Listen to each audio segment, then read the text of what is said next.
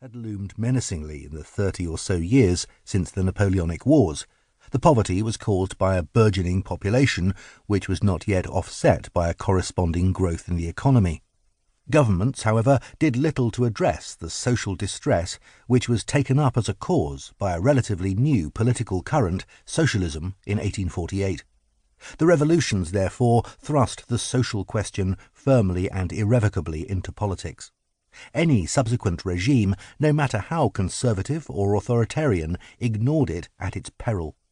In 1848, however, the question of what to do about poverty would prove to be one of the great nemeses of the liberal revolutionary regimes.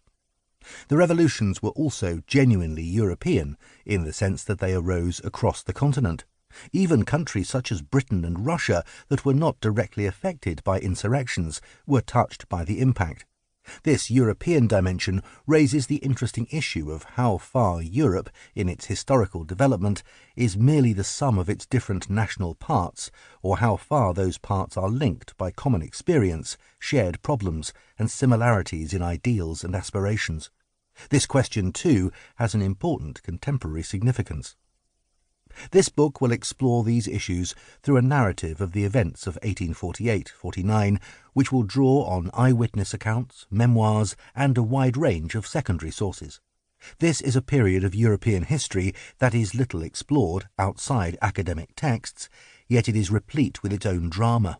Many of the images of European revolution, workers and students on barricades, red flags, tricolours, were present in 1848.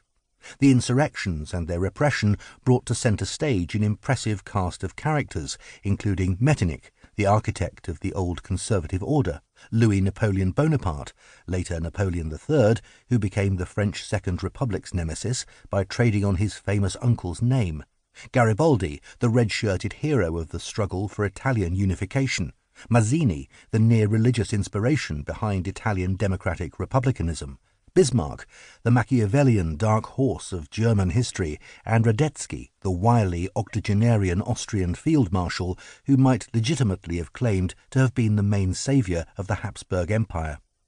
There are others who are perhaps not household names in the English-speaking world, but are no less the stuff of drama.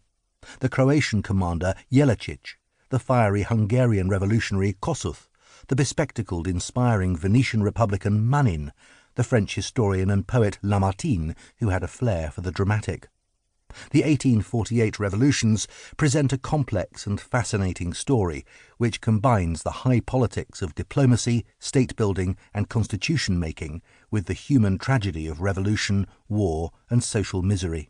Yet at the same time they had their truly uplifting and inspiring moments. 1848 was a revolution of hope as well as despair. Chapter 1. The Forest of Bayonets. Underneath a darkening January sky, a convoy of horse-drawn sledges cut trails across a glowing, snow-covered plain. The procession halted at a barrier. The passengers' passports were inspected by a sergeant, and a grizzled old soldier huddling under an oilskin, his rifle slung heavily over his shoulder, raised the barrier. It was the Russian frontier with Prussia. The sledges crunched once again through the snow. Turning his head, the lead passenger, a man named Alexander Herzen, heard a Cossack wish him a happy journey, the soldier holding the bridle of his own hardy mount, its shaggy coat hanging with icicles. Herzen did not know it then, but he would not see Russia again. It was January 1847, and he was embarking on a European journey accompanied by his wife Natalie, their 3 children, his mother, and 2 nannies. He was a member of the Russian gentry, but also a socialist, escaping the stifling environment of life under Tsar Nicholas I, and eager to learn more about the West, to make comparisons with Russia, and, he hoped in vain, to return with the fruits of his learning. Chapter 1. Part 1. The Europe through which the Herzens were about to journey was a continent on the edge of an uncertain future. Politically, it was dominated by a conservative order.